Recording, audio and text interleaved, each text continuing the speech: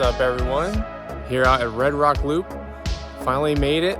It's been a struggle. I've tried to film this like 3 times. It's crazy, but finally here, and it's a beautiful day. No wind, great temperatures for now, of course. It's 7:31 in the morning, but there's actually surprisingly not many people here, so I'm very thankful for that. Thankful for the weather and everything, but let's do this loop and get our butts kicked.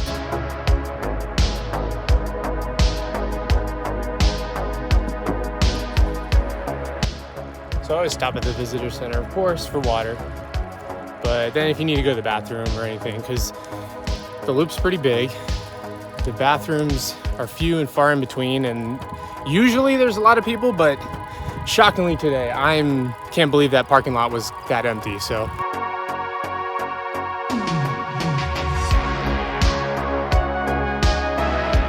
Once you come from the visitor center, it's only one way, but if you follow the road, it'll just lead you back to the entrance, then you make a left and start the loop.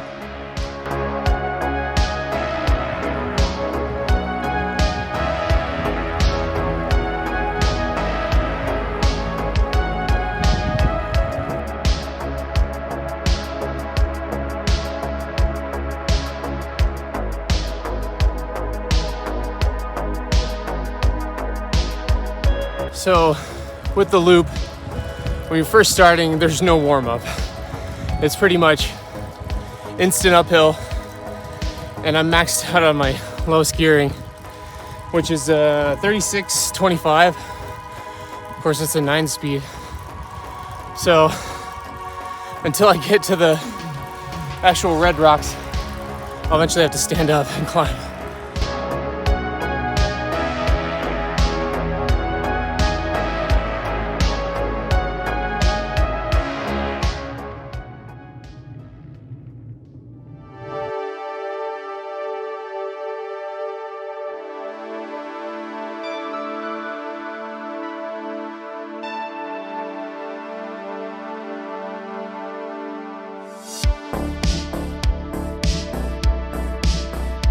Let's keep on going and look at the other stops.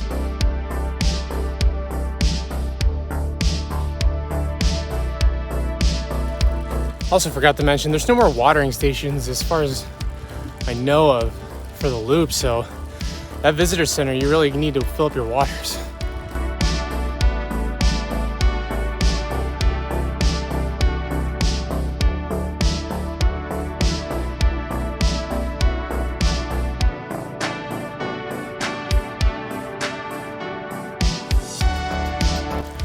I mentioned the first part of the loop is all climbing. Oh man.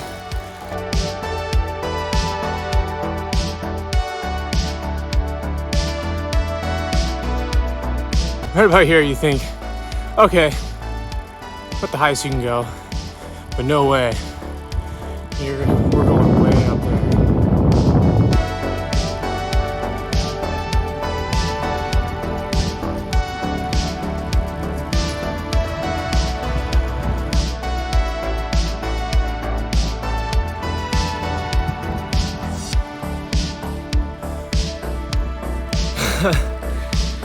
I don't want to film too much of me panting, but we're getting there.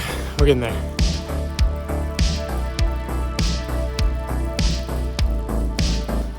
I'm sure it's pretty obvious. When you do the loop out here, still pretty much in the middle of nowhere, you better have your supplies, such as food, spare tire, CO2 canister is what I carry, and some other stuff. Or you don't want to get caught without a tire lever out here.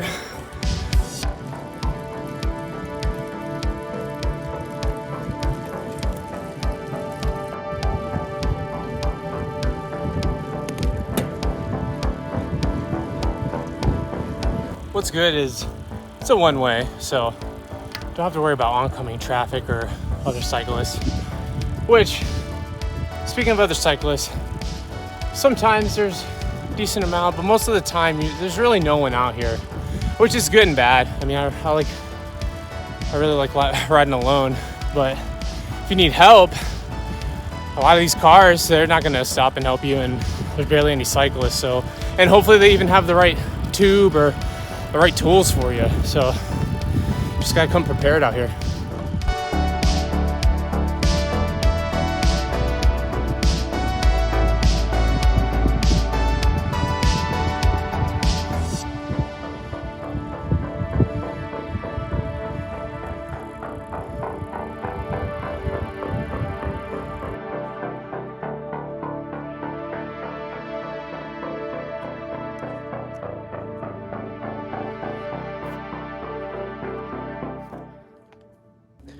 So basically, if you make it to the highest point, there's actually a mechanic station here.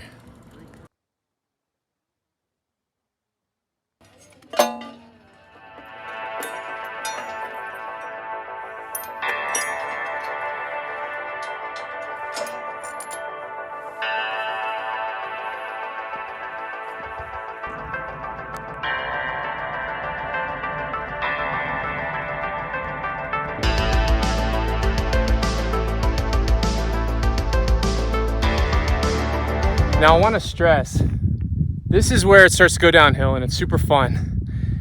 But after the turn way over there, there's 2 sweeping turns, so it gets progressively sharper. So you'll come flying there and it's definitely a panic moment, and it happens twice. So I definitely want to advise, after you pass the highest point, and then you take the first bend behind me, you're gonna start cooking down here, and then those turns will scare the crap out of you.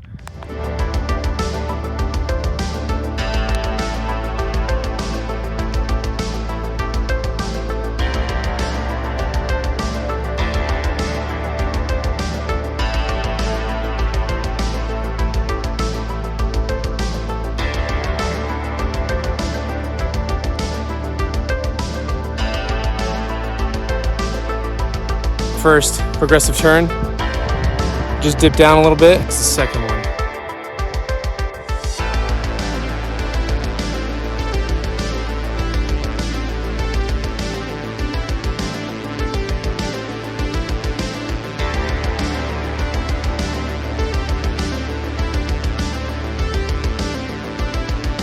But pretty much between mile 5 to mile 6 is where you're gonna get those sweeping turns.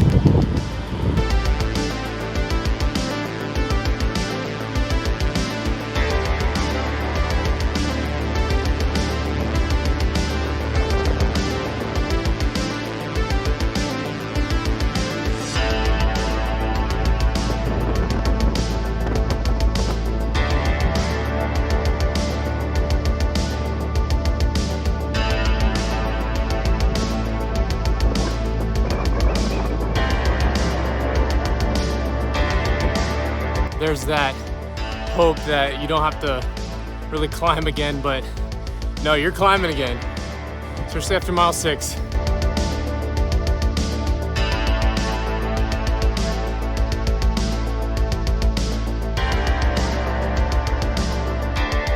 There's always flies around your head out here.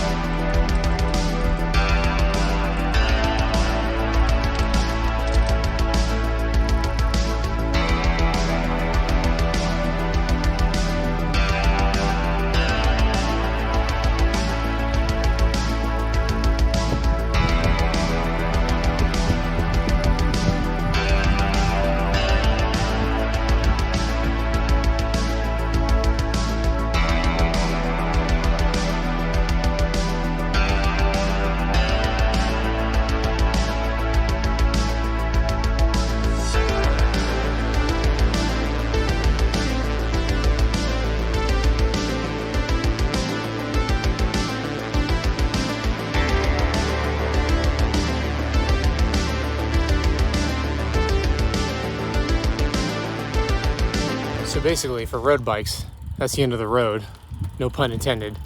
I definitely want to come out here with my gravel bike because I can actually take that road, obviously. And then another thing is I've actually hiked that road for quite a few miles, and it just keeps going and going. And I've only found 1 or 2 videos, maybe there's more, but of that trail connecting, I am not too sure, I think towards Perump or something. I saw some guys on a video a long time ago. I don't know if it's still up. Hopefully it is. But it's a pretty long trail, so with a gravel bike, that should be a blast.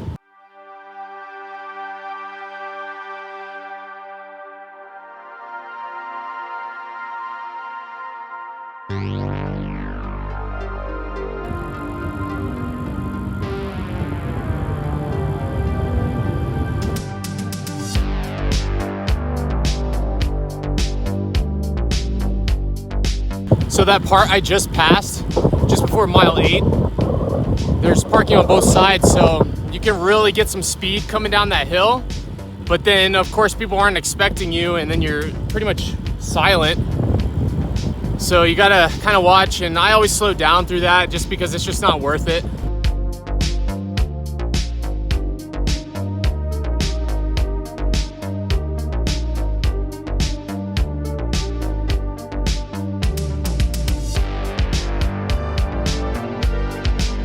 Little past mile 9, and there's one more decent sized hill, and then you're home free, depending on what you do after you exit the park.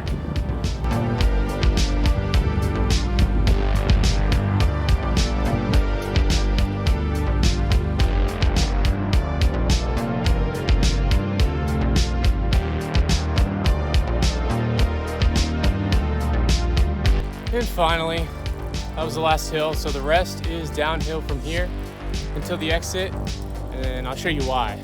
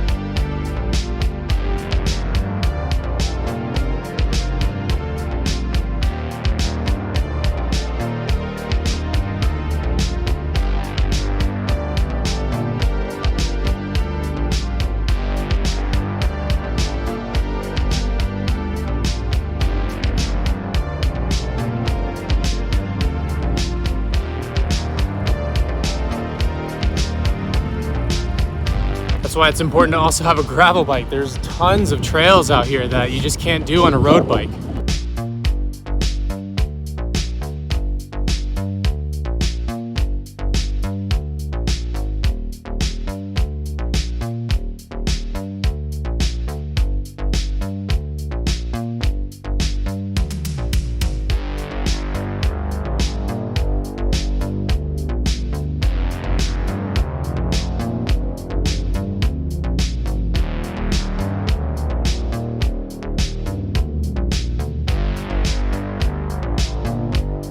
When you get to the end, you can either make a right and there's more of the scenic drive. And then if you make a left, it's back towards the Red Rock entrance and the Red Rock overlook. But thanks for joining me. I really appreciate you all watching, subscribing and everything. I know I'm just very blessed to have access to this because this is some of the best riding. Hopefully you get inspired to come out here or just watching the video and checking out the scenery. Let me know what you think in the comments and I'll catch you in the next video.